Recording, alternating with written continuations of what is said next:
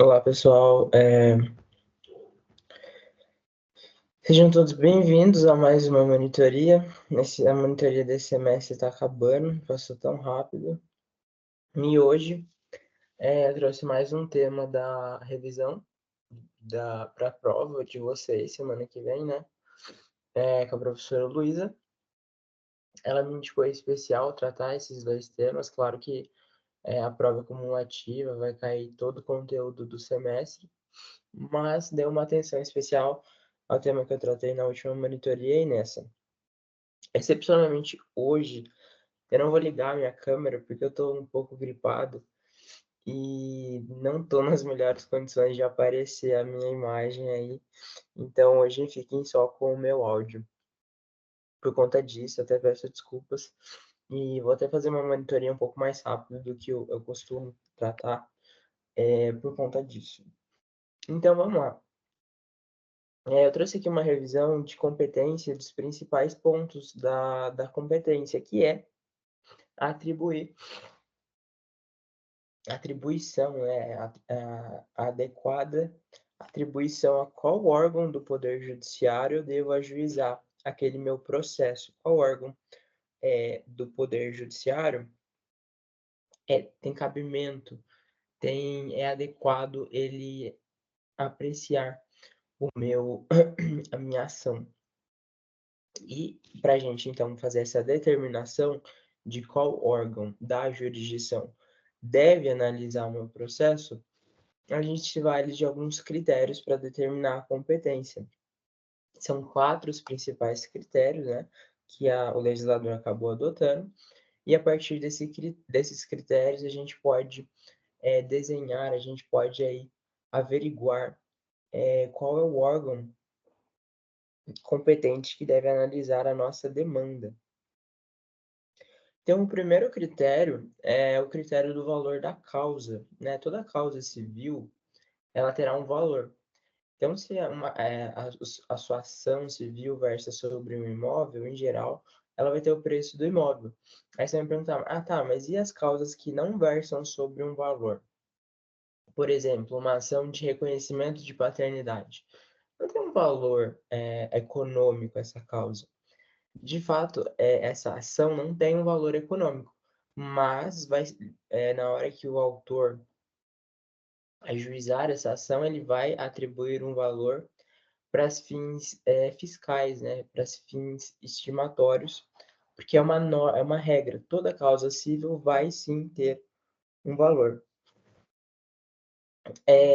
Então, e daí a primeira consequência de toda causa ter um valor é a possibilidade, então, de se valer da figura do juizado especial cível, né? Nas causas cíveis, a gente tem, em geral, a justiça comum, que tem competência ampla para analisar as causas cíveis, mas também a gente tem a figura do juizado especial cível, que nada mais é do que um órgão do judiciário, na qual ele vai analisar demandas de natureza civil que versem sobre direitos disponíveis, e essas demandas não podem ultrapassar o valor de 40 salários mínimos. Então, é um limite aí de valor, vai dar cerca de 55 mil, algo aproximado nesse valor. E daí, qual que é o benefício, né? Os juizados especiais cíveis, eles têm uma tramitação um pouco mais célere, né? Então, eles dão uma resposta para o seu problema de forma mais rápida do que a justiça comum, porque a justiça comum tem procedimentos mais engessados e que fazem com que o processo demore mais, né? Embora ele tenha todo esse ritual da justiça comum, seja mais eh, liturgioso, né? Algo mais trabalhoso, tem uma segurança maior, né? Pelos direitos que a justiça comum estadual trata. Mas a Justiça Especial Civil, ela enxuga um pouco, né, esses procedimentos e garantem uma prestação jurisdicional mais rápida. Mas é uma escolha do autor, né, no momento que ele vai ajuizar a ação, escolher pelo juizado especial civil ou pela justiça comum. E o segundo critério é a matéria. Então, o segundo critério que o legislador brasileiro tratou de criar para definir a competência é quanto à matéria, o tipo, o assunto, né, o tipo de direito que está sendo discutido. No Brasil, então, primeiro, quando tem competência relativa à matéria, alguns assuntos eles vão ter competência originária em tribunais superiores. Como assim? Em regra, o processo começa no juízo de primeiro grau, que é a vara da sociedade. Então, tem uma vara de Lorena para analisar as demandas que geralmente acontecem na cidade de Lorena. Mas, excepcionalmente, um processo vai começar nos tribunais superiores, seja no STJ ou no STF. E essa é a exceção, tá, gente? Porque, em regra, um processo, como eu disse, ele começa na cidade, na comarca, com o juízo de primeiro grau. Mas a Constituição tratou algumas matérias especiais é, que devem começar, que devem ser apreciadas desde a origem pelos tribunais superiores. O maior exemplo, né, no artigo 102, inciso 1 da Constituição, são das ações diretas de inconstitucionalidade. Essas ações têm competência originária no STF. Então, quando se trata de uma ação direta de inconstitucionalidade, eu vou começar ela, né, quem tem legitimidade para iniciá-la, vai fazer isso lá no Supremo Tribunal Federal,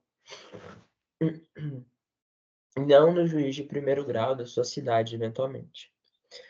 Mas também, quanto à matéria, a gente tem a figura das justiças especiais. O legislador brasileiro, ele tratou de criar 3 justiças especiais que vão analisar matérias especiais. Tais justiças, se a matéria, o assunto que eu veiculo na ação lhes for, né, da sua competência, é atraído automaticamente para eles e só eles poderão julgar. Então, a gente tem 3 justiças especiais: é a justiça trabalhista, a justiça eleitoral e a justiça militar. Então, em linhas gerais, né, cada artigo que eu trouxe aqui da Constituição estabelece nos seus incisos a competência de forma específica de cada uma dessas matérias especiais, mas em geral a justiça trabalhista vai analisar matérias que envolvam relação de emprego. Então, o empregado, o empregador, né, o funcionário que eventualmente foi demitido. Na justiça eleitoral vai tratar matérias essencialmente de direito eleitoral, então candidatura, questionamento de candidatura, licitude da distribuição das verbas na campanha eleitoral, enfim. E a justiça militar, por fim, vai julgar os crimes que os militares cometem enquanto estão a serviço, né, enquanto estão exercendo as suas funções, a sua função pública, né? Então, existindo matéria, né, sendo a minha ação permeando uma dessas 3 matérias, automaticamente é atraída a competência de uma dessas justiças especiais. Em sentido contrário, por eliminação, tudo que não for matéria de direito do trabalho, que é da justiça trabalhista, tudo que não for matéria de direito eleitoral, que é da justiça eleitoral, e tudo que não for matéria de crimes militares cometidos em serviço, que é da justiça militar, vai ser ajuizada essa demanda na justiça comum, na justiça estadual ou federal comum. A justiça comum, federal ou estadual, ela tem competência residual, ou seja, na falta, né, na não, no não enquadramento da matéria em uma dessas 3 justiças especiais, eu automaticamente as descarto e seleciono a justiça comum. Na justiça comum, a gente tem a justiça comum federal e estadual. A federal sempre vai ser utilizada, sempre vai ser atraída quando a União for parte naquela demanda. Então, por exemplo, eu entro com uma ação processando o governo federal, ou entro com uma ação processando o Detran, que é um órgão, não, Detran é estadual, ou entro com uma ação processando a autarquia do INSS, eu vou entrar na Justiça Comum Federal, porque o INSS é uma autarquia da União. E a atração, né, da Justiça Federal quando a União for parte no litígio. E, por fim, quando a matéria não é de nenhuma das três justiças especiais, ela é da Justiça Comum, mas a União não é parte, sobrou a Justiça Comum Estadual. Então, toda matéria que não se encaixar em nada, né, das outras justiças vai ser atraída pela Justiça Comum Estadual. A Justiça Comum Estadual é ainda mais residual. Então, por exemplo, eu vou entrar com uma ação de indenização por danos materiais contra o meu vizinho que bateu no meu carro. São dois particulares, são matérias que não se encaixam em nenhuma das justiças especiais, então, por eliminação, a Justiça Comum Estadual vai ser a competente para analisar a minha matéria. Ai, perdão, pessoal. E por fim, não, a gente tem mais duas. A gente tem a justiça, a competência quanto à função daquele órgão judiciário. A competência funcional diz respeito ao funcionamento dos órgãos do Poder Judiciário, quando eventualmente eles acabam atraindo a competência de uma matéria que eles já estão julgando. Então, por exemplo, geralmente quando eu ajuizo uma ação na cidade de Pinda, aquela ação torna o juízo prevento. Toda ação que eventualmente envolva aquelas pessoas, aqueles pedidos, aqueles fatos e fundamentos, eu vou ter que necessariamente ajuizá-lo na comarca de Pinda. Ou então, se eu ajuizo uma ação em Pinda também, mas eu preciso de uma testemunha que está em outro estado da federação. Eu vou usar as regras da distribuição da competência funcional para eventualmente me fazer usar a mão da carta precatória e chamar, né, a competência de outro órgão da jurisdição para ouvir aquela testemunha que está em outro estado e eles enviarem o testemunho dela para mim. Essa é a competência em razão da função do próprio órgão judiciário. E por fim, a gente tem o quarto critério, que é quanto ao território ou ao foro. E esse é o mais importante, porque não que seja o mais importante, né? Todos os outros são importantes, mas ele tem bastante regrinhas práticas que definitivamente culminarão no órgão judiciário que eu preciso escolher para ajuizar a minha ação.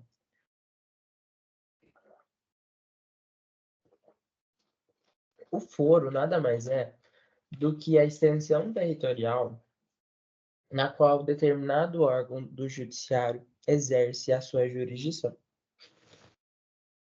O foro, em primeiro grau, é sinônimo de comarca. Então, por exemplo, em geral, essas comarcas, elas alcançam os limites territoriais de uma cidade, geralmente. Por exemplo, aqui em Pinda, a comarca de Pindamonhangaba, o órgão judiciário da comarca de Pindamonhangaba, de primeiro grau, tem a jurisdição, exerce o poder de dizer o direito nos limites do território de Pinda. Então, isso é aí o conceito de foro. E dito isso, então, o que é importante a gente saber? A gente tem a regra geral para ajuizar, então, para falar que a competência é daquele foro, daquela comarca. Em regra, uma ação vai ser ajuizada no domicílio do réu. O domicílio do réu é sinônimo de foro comum. Toda vez que não existe uma norma específica, uma norma mais idate, de modo mais especificado daquele assunto, eu vou me valer da regra geral, que é o domicílio do réu, para ajuizar a minha ação. Então, por exemplo, toda ação tem um autor e o réu, a qual o autor dá início ao processo vindicando a prestação do Poder Judiciário para que obrigue o réu a cumprir determinado direito. Então, onde que eu vou ajuizar a minha ação? Em geral, eu vou ajuizar essa minha ação no domicílio do réu, domicílio onde o réu mora, com um ermo definitivo, né? Onde a residência dele, que ele habitualmente se encontra ali.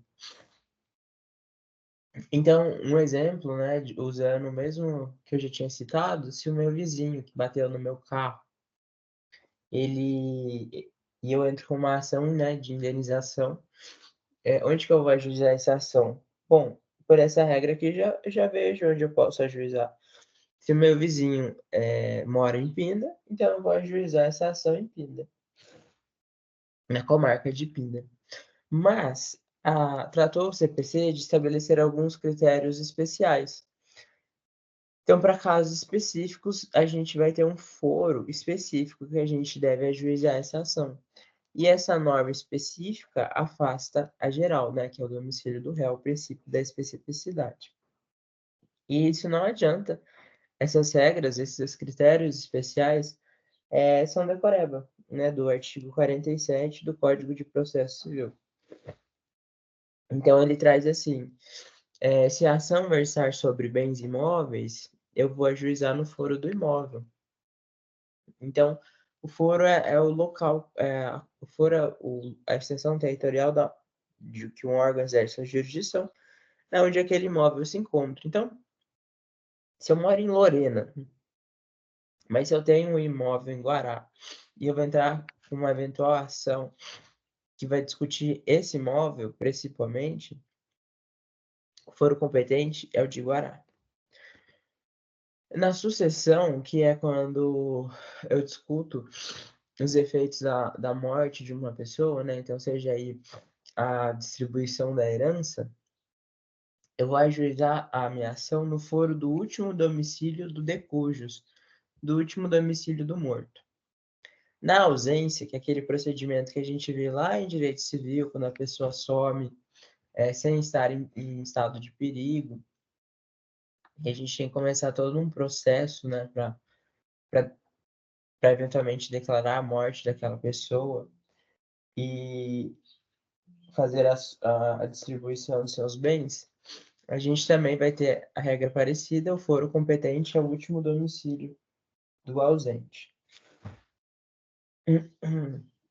Se numa ação envolve o réu incapaz, eu vou propor essa ação no domicílio do representante. Né? Então, incapacidade, lembrar do direito civil, absolutamente incapazes menores de 16, relativamente entre 16 e 18, e as hipóteses, né, de ébrio, pródigo, ou pessoa que por causa transitória permanente não pode expressar vontade. Agora, quando a ação envolver a União ou territórios federais, se a União for autora, eu vou ajuizar essa ação no domicílio do réu. Mas se a União for a ré, eu vou ajuizar essa ação no domicílio do autor. Ou, eventualmente, daí vai do autor escolher, ele pode ajuizar essa ação no Distrito Federal. Mas claro que é muito mais cômodo para o autor ajuizar a ação contra a União no seu próprio domicílio, né? Assim, ele não precisa, eventualmente, se deslocar para um local diverso daquele onde ele tem seu domicílio. E, de forma bem semelhante, né? Quando os Estados-membros, algum Estado-membro da Federação, sei lá, São Paulo, ou Distrito Federal for parte do processo, se eles forem autores, eu vou ajuizar a ação no domicílio do réu. Agora, se o Estado ou o Distrito Federal é a parte ré, ele é demandado, eu vou ajuizar essa ação no domicílio do autor. Aí aqui eu trago uma súmula do Supremo, né, que é uma exceção a essa regra geral. E vamos para o artigo 53 de foros especiais. Em ação de divórcio ou dissolução de união estável, então onde eu vou ajuizar a minha ação de divórcio? Veja que é uma norma bem específica, né, para tratar exclusivamente de matéria de divórcio.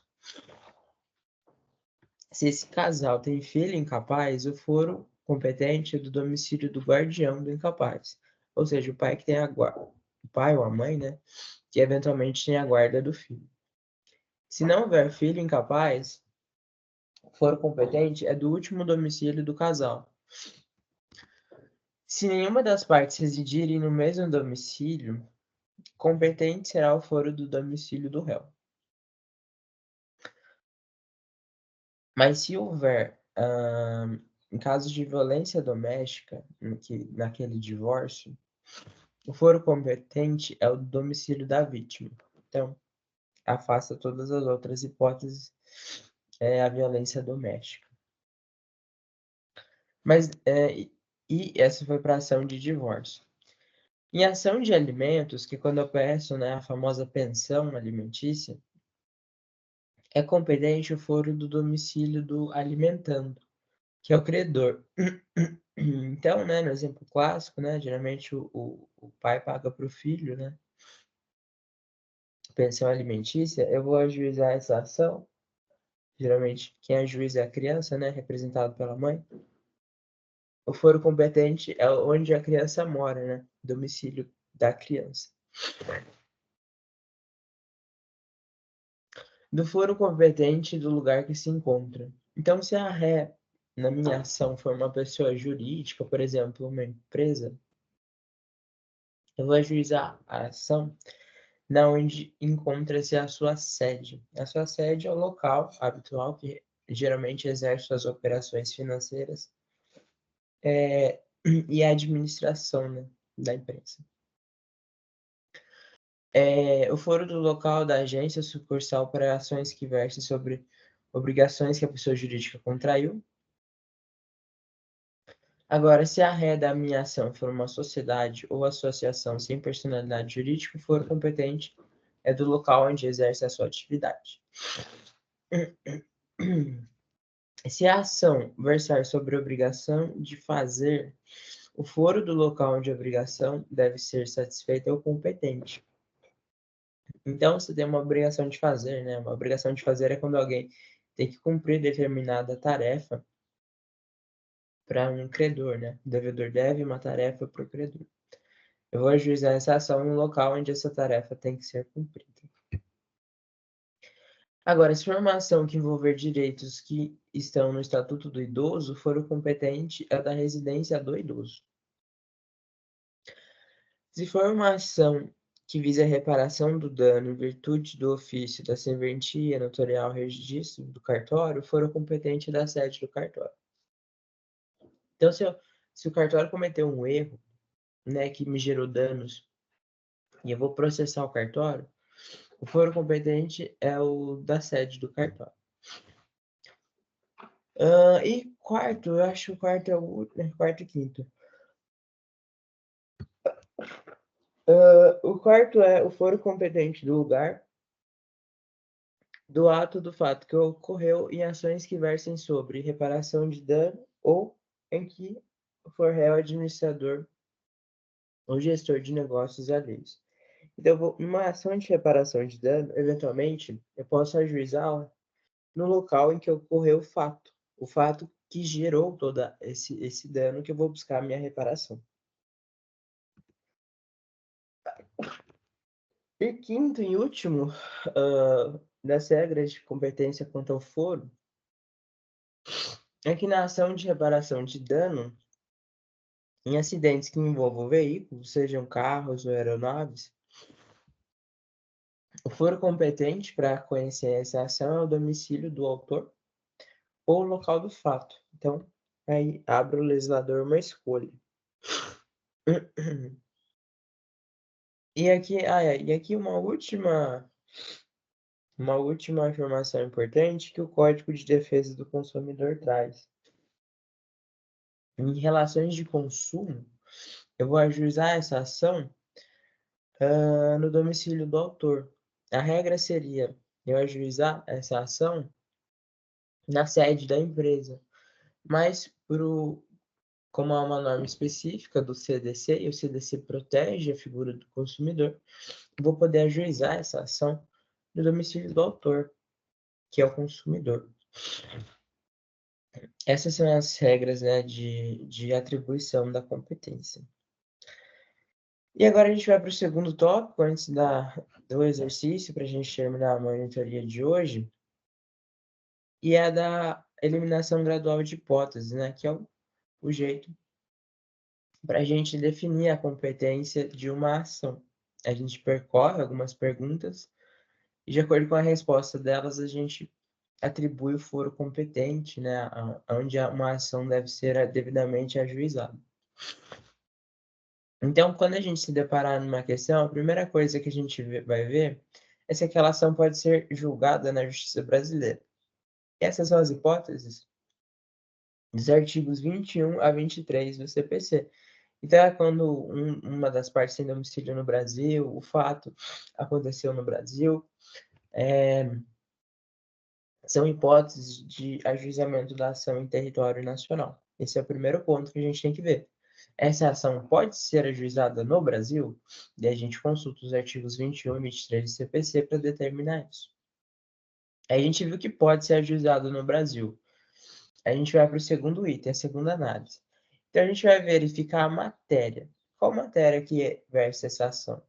E com isso, para a gente ver se é uma matéria que é originária de tribunais superiores, como STF, STJ, e aí a gente consulta os artigos 102 e 105 da Constituição. Não sendo matéria originária dos tribunais superiores, então a gente descarta, né, essa primeira hipótese. A gente vê se não é matéria de uma das justiças especiais, então seja trabalhista, a militar ou a eleitoral, nos artigos 114, 121 e 124 da Constituição. Se for matéria dessa justiça especial, daí então já foi atraída e eu escolho a justiça competente. Agora, não sendo matéria da justiça especial, a gente vai para a próxima hipótese, verificando se a União é parte no processo, de acordo com o artigo 109 da Constituição, para verificar se a Justiça Comum Federal é a competente. Se não for, a União não for parte no processo, não cessou a Justiça Comum Estadual. Restando a Justiça Comum Estadual, a gente tem que apurar o foro competente. E a gente vai se valer das regras do artigo 46 seguintes, que são a divisão da competência quanto ao foro ou território. E a gente viu exaustivamente os casos em que a regra geral é o domicílio do réu. Aí eu verifico o foro. Verificando o foro, praticamente matei a questão. Aí é só uma questão mais de ordem prática, eu olho, né, o juízo competente da lei de organização judiciária daquele tribunal. Mas isso é mais para a prática processual, né? Geralmente para questão e para faculdade, para concurso, a gente para aqui na hipótese E, né, que é saber o foro competente com as regrinhas do CPC. Eu trouxe aqui por último uma questão bem legal que foi bem recente do primeiro exame nacional da magistratura, né, o famoso Enem da magistratura, agora para os juízes em concurso de juiz.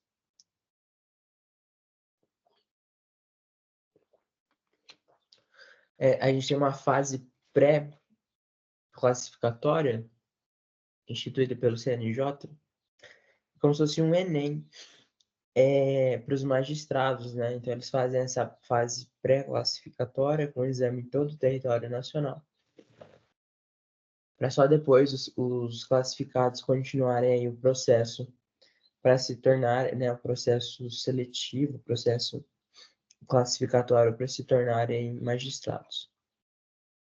Foi agora, em 2024, esse exame, nesse primeiro semestre, e caiu uma questão de competência, então vamos lá. Gerson, residente na comarca do Rio de Janeiro capital, ele ajuizou uma ação reivindicatória em face de Denise, residente na comarca de Maricá, Rio de Janeiro. Segundo narrado na petição inicial, Denise vem ocupando irregularmente um imóvel de propriedade de Gerson, localizado na comarca de Saquarema, Rio de Janeiro, há cerca de 2 anos. A demanda foi distribuída à primeira vara civil da comarca de Maricá. Ao realizar a admissibilidade da petição inicial, caberá ao juiz. Bom, ele está perguntando aqui determinar a competência.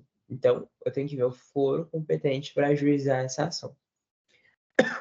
Veja que o Gerson está entrando com uma ação de reintegração de posse, provavelmente. Ação reivindicatória deve ser reintegração de posse, em face da Denise.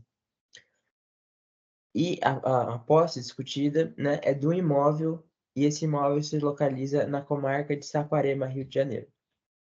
Então, a gente já mata a questão com as regrinhas do foro do bem imóvel, né? Então, como a gente viu,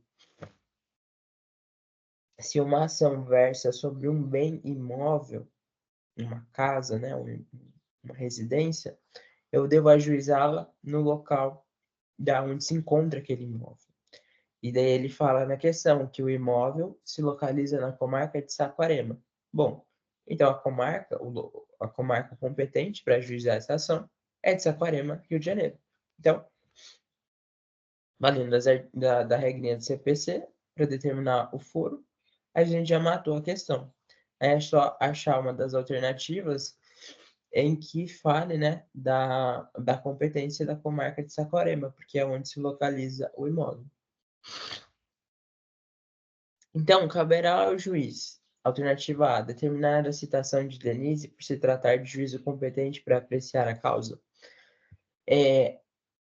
Sei que vocês não tiveram processo civil, né, e os atos do processo, mas como aqui fala em juízo competente, a gente já viu que a comarca de Maricá não é competente.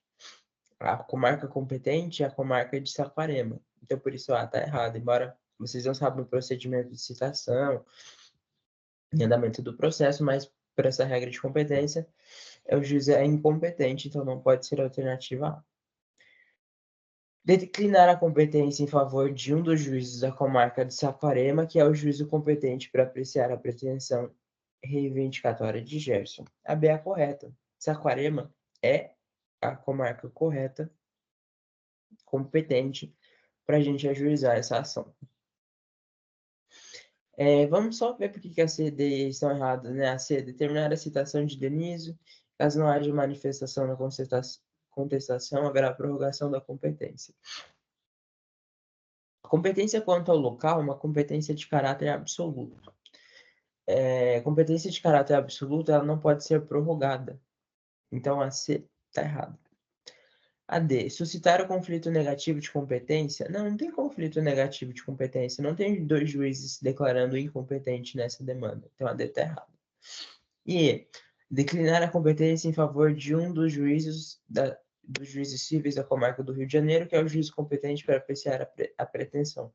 Não, o juiz competente para apreciar a pretensão é da comarca de Saquarema, porque é onde se encontra o bem imóvel discutido nessa ação. E era isso que eu tinha para a monitoria de hoje. Acabou um pouco mais rápido, eu agradeço a paciência de todos, estou meio gripado. E trouxe aqui uma noção geral, né, de regra de competência para a prova de vocês.